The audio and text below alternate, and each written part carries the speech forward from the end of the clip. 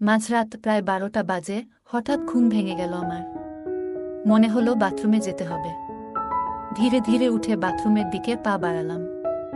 ফিরতে কিছুটা সময় লেগে গেল। ঘরে ফিরে দেখি আন্টি বিছানায় শুয়ে আছেন, তবে উল্টো দিকে মুখ করে। ঘরের মৃদু আলোয় চারপাশটা বেশ শান্ত মনে হচ্ছিল, যা আন্টির সিল্কের নাইটির আলোয় ঝলমল করছিল, যা তাকে আরও সুন্দর করে তুলছিল। আমি আস্তে আস্তে আমার পদক্ষেপ এগিয়ে নিয়ে গেলাম এবং দেখতে পেলাম আন্টি গভীর ঘুমে আছেন। তার মুখের উপর শান্তির ছাপ স্পষ্ট ছিল। এমন দৃশ্য দেখে আমার মনের মধ্যে এক অস্থিরতা কাজ করতে শুরু করল। আমি নিজেকে সংযত করে মাথা ঠান্ডা রাখার চেষ্টা করলাম। কয়েক মুহূর্তের ভেতরেই আমার মনোবল ফিরে এলো। তখন ভাবলাম, এই পরিস্থিতি এড়িয়ে গিয়ে বরং নিজের ঘুমের দিকে মনোযোগ দেওয়া উচিত। কিন্তু তখনই আন্টির ঘুম ভেঙে গেল, আর আমাকে এভাবে তার সামনে দেখে আন্টি আমাকে। আমি রাহুল। আমার আন্টি ছিল অসাধারণ সুন্দরী এক মহিলা। একটু স্বাস্থ্যবান হওয়ায় তাকে আরও আকর্ষণীয় লাগত। যে কেউ তাকে একবার দেখলে তার প্রেমে পড়বেই। কিছুদিন আগে আমি একটি ইন্টারভিউয়ের জন্য মুম্বই থেকে গুজরাট যাচ্ছিলাম। ট্রেনে বসে দেখি আমার সামনে এক ভদ্রমহিলা। তার চেহারায় ছিল এক ধরনের সৌন্দর্য এবং আকর্ষণ, যা সহজেই দৃষ্টি আকর্ষণ করে। তার মুখে আলো পড়ে একটি উজ্জ্বলতা ফুটে উঠেছিল, এবং তার লম্বা চুল তাকে আরও আকর্ষণীয় করে তুলছিল। তার ব্যক্তিত্বের কোমলতা ও সহজ সরল আচরণ দেখে আমার মন ভালো হয়ে গেল। তার দিকে তাকিয়ে এক ধরনের ইতিবাচক অনুভূতি কাজ করছিল, যেন তার উপস্থিতি আমাকে সাহস দিচ্ছে। ট্রেন চলার সময় আমি ভাবছিলাম তার সঙ্গে কথা বললে কেমন হবে। অবশেষে আমি নিজের মধ্যে সাহস সঞ্চয় করলাম এবং তার সঙ্গে আলাপ শুরু করলাম। তিনি হাসি মুখে জিজ্ঞাসা করলেন, আপনি কোথায় যাচ্ছেন? আমি হেসে উত্তর দিলাম, গুজরাট যাচ্ছি, সেখানে একটি ইন্টারভিউ আছে। এই কথা শুনে তিনি বললেন, ভালো, আমি গুজরাটেরই বাসিন্দা। তিনি মুম্বাই প্রথম তার স্বামীর সঙ্গে দেখা করতে এসেছিলেন। তারপর আমি জানতে চাইলাম, আপনার নাম কি? আন্টি বললেন, আমার নাম প্রিয়া। আমি বললাম, আপনি গুজরাটের কোনো এলাকায় বাস করেন? তিনি উত্তর দিলেন, আমি কলোরে থাকি। আমাদের মধ্যে কথোপকথন চলতে থাকলো এবং একে অপরের সঙ্গে কথা বলে আমার মনে ভালো লাগছিল।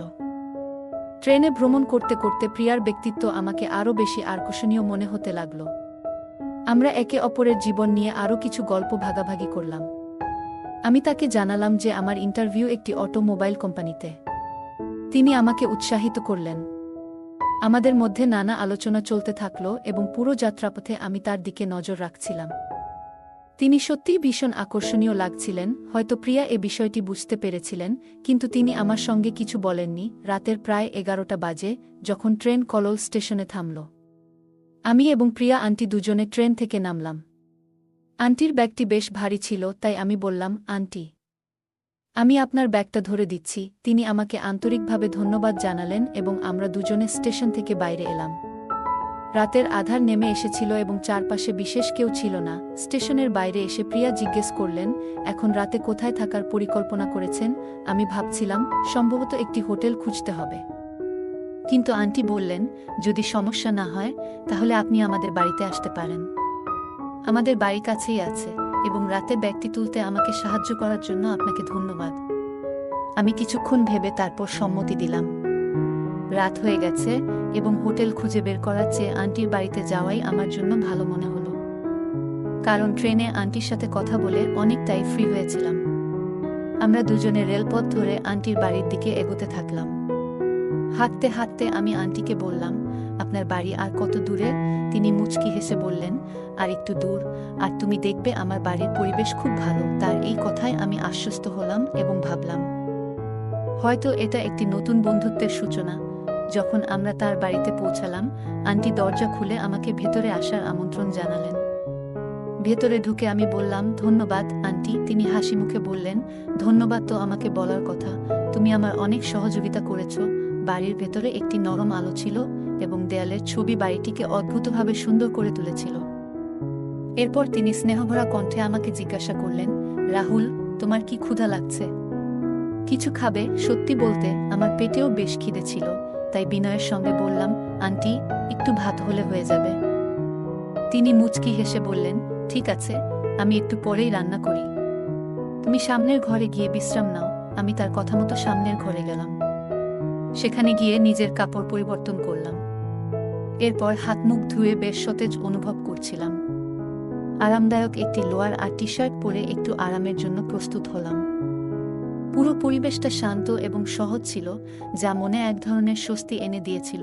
কিছু সময় পর আন্টি ব্ল্যাক সিল্কের নাইটি পরে বাইরে এলেন, যা খুবই সুন্দর লাগছিল।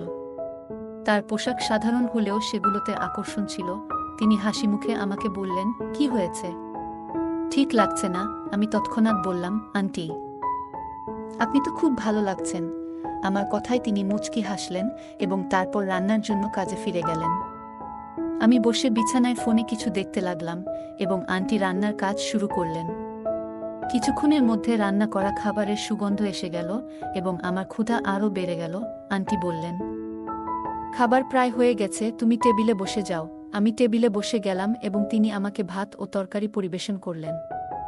আমরা খাবার খেতে খেতে পরস্পর কথা বলছিলাম। আন্টি জিজ্ঞেস করলেন, খাবার কেমন লাগছে? আমি বললাম, অত্যন্ত ভালো। এরপর তিনি জানতে চাইলেন, আর তোমার বাড়ি কেমন লাগলো? আমি বললাম, বাড়িও খুব ভালো। তিনি ধীরে ধীরে প্রশ্ন করলেন, এবং এই বাড়ির মালকিনকে কেমন লাগলো? আমি একটু বিস্মিত হয়ে বললাম, তিনি তো খুব ভালো। এটা শুনে তিনি ধন্যবাদ বললেন এবং খাবার খেতে লাগলেন। আমরা দুজনে হাসছিলাম এবং একে অপরের দিকে তাকাতে ভয় পাচ্ছিলাম। তারপর আন্টি জানতে চাইলেন, তোমার ইন্টারভিউয়ের সময় কখন? আমি বললাম, কাল সকাল 10টায়। তিনি বললেন, তাহলে সমস্যা নেই, আমি তোমার জন্য নাস্তা বানিয়ে দেব, তুমি খেয়ে যাও। আমি সম্মতি জানালাম। তারপর আমরা দুজনে মিলেমিশে খাবার শেষ করলাম। খাবারটি সাধারণ ছিল, কিন্তু খুবই সুস্বাদু। আমরা একসঙ্গে খেতে খেতে গল্প করতে থাকলাম এবং তিনি তার পরিবারের সম্পর্কে বললেন। তার স্বামী মুম্বাইয়ে কাজ করেন এবং তিনি এখানে একা থাকেন। তার হাস্যোজ্জ্বল স্বভাব আমাকে আরও বেশি শ্রদ্ধা অনুভব করালো। রাত গভীর হয়ে এসেছিল এবং আমরা খাবার খেয়ে থালা বাসন পরিষ্কার করলাম। তারপর আন্টি বললেন, তোমাকে বিশ্রাম করতে হবে, সকালে তাড়াতাড়ি উঠতে হবে। এরপর আমি জিজ্ঞেস করলাম, আপনি কোনো পারফিউম ব্যবহার করেন? আপনার রুম থেকে খুব ভালো সুগন্ধ আসছে। তিনি হাসতে হাসতে বললেন, সবই মহিলা পারফিউম, তোমার জন্য উপযুক্ত নয়। রাতের নিস্তব্ধতায় আমি আন্টির ঘরে শুয়েছিলাম। কিছুক্ষণ পর তিনি ঘরে এসে মুচকি হাসি দিয়ে বললেন, তুমি আর কি কিছু বলবে? আমি হাসতে হাসতে জিজ্ঞেস করলাম, কি জানতে চাও? তিনি আমার চোখের দিকে তাকিয়ে বললেন, যদি তোমার চাকরি এখানে হয়ে যায়, তাহলে তুমি কেমন জায়গায় থাকতে চাও? আমি কিছুক্ষণ ভাবলাম এবং বললাম, আমাকে রেন্টে একটি ঘর নিতে হবে। তিনি কিছুক্ষণ চুপ থাকলেন, তারপর বললেন, তুমি কি আমার বাড়িতে থাকতে পারবে? আমি কিছুটা হতভম্ব হয়ে বললাম, আন্টি, আপনার বাড়িতে আমি কতদিন থাকব? তিনি হাসলেন এবং বললেন, যতদিন তুমি চাও। আমি বললাম, কিন্তু আন্টি, এটা ঠিক মনে হচ্ছে না। তিনি বুঝতে পারলেন এবং বললেন, ঠিক আছে, তুমি রেন্টে থাকতে পারো এবং যেটা বাজারে দেবে সেটা আমার কাছে দিয়ে দিতে পারো। এতে আমারও সুবিধা হবে। এই প্রস্তাবে আমি ভাবলাম, আসলেই এটি একটি ভালো চিন্তা। আমি বললাম, ঠিক আছে, আগে চাকরি তো পেতে হবে, সেটাই আগে দেখতে হবে। তিনি বললেন, তোমার চাকরি পাকা হয়ে গেছে। আমি হাসতে হাসতে বললাম, আপনি কিভাবে জানলেন? তিনি বললেন, আমার কাছে কিছু অনুভূতি আছে। তারপর তিনি আবার জিজ্ঞেস করলেন, যদি চাকরি হয়ে যায়, তুমি কি আমার বাড়িতে থাকবে? আমি মাথা ঝাঁকিয়ে হ্যাঁ বললাম। আমাদের মধ্যে একটি ভালো বোঝাপড়া তৈরি হলো। কিছুক্ষণ গল্প করার পর আমি বললাম, আন্টি, আমাদের এখন ঘুমাতে হবে, সকালে তো উঠতে হবে। তিনি বললেন, ও হ্যাঁ, আমাকে কিন্তু অফিসে যেতে হবে, কারণ তিনি একটি অফিসে কাজ করতেন। আমি জিজ্ঞেস করলাম, আমি কোথায় ঘুমাবো? তিনি বললেন, তুমি আমার পাশে শুতে পারো, আমরা একসঙ্গে ঘুমাবো। আমি কিছুটা সংকোচ প্রকাশ করে বললাম, না, আমি অন্য ঘরে ঘুমাবো। তিনি বললেন, অন্যান্য ঘরে পরিষ্কার নেই, তুমি আমার ঘরেই শুয়ে যাও। শেষমেশ আমি তার কথা মানলাম। আমি তার কাছে বিছানা চাইলাম এবং নিচে বিছানা পেতে শুয়ে পড়লাম। আন্টি বললেন, আমার বিছানায় শুয়ে পড়ো। আমি কিছুটা আপত্তি জানালেও তিনি কোনো সমস্যা দেখালেন না। তিনি আমাকে কাঁধ ধরে বিছানায় শুইয়ে দিলেন।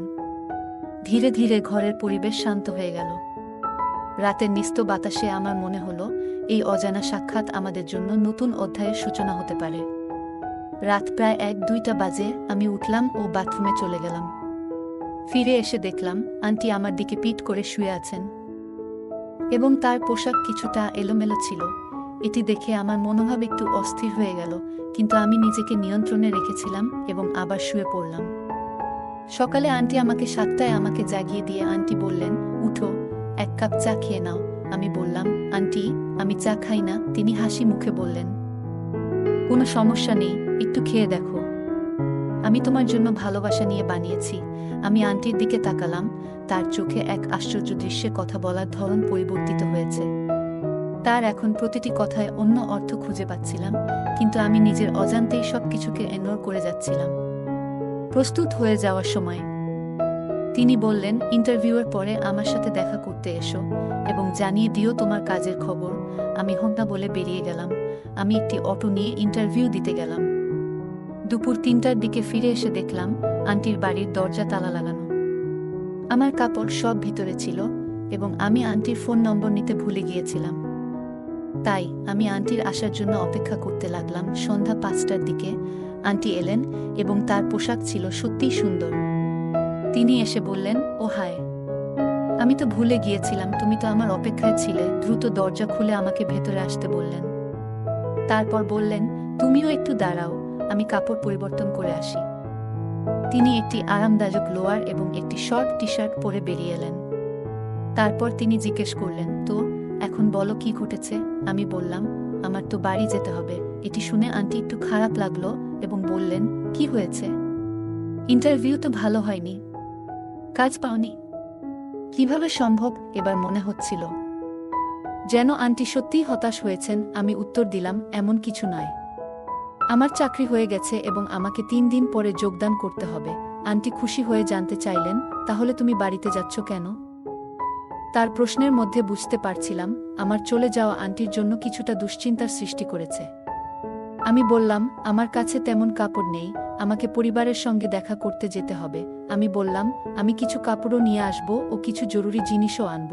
এর উপর আন্টি আশাবাদী চোখে প্রশ্ন করলেন, তুমি ফিরে তো আসবে? তার চোখে এমন একটি ভাব ছিল যেন আমার চলে যাওয়ায় আন্টির মন ভালো নেই। আমি উত্তর দিলাম, আন্টি, আমি নিশ্চিত আসব। এটাতে আন্টি কিছুটা খুশি হয়ে বললেন, তুমি কখন যাচ্ছ?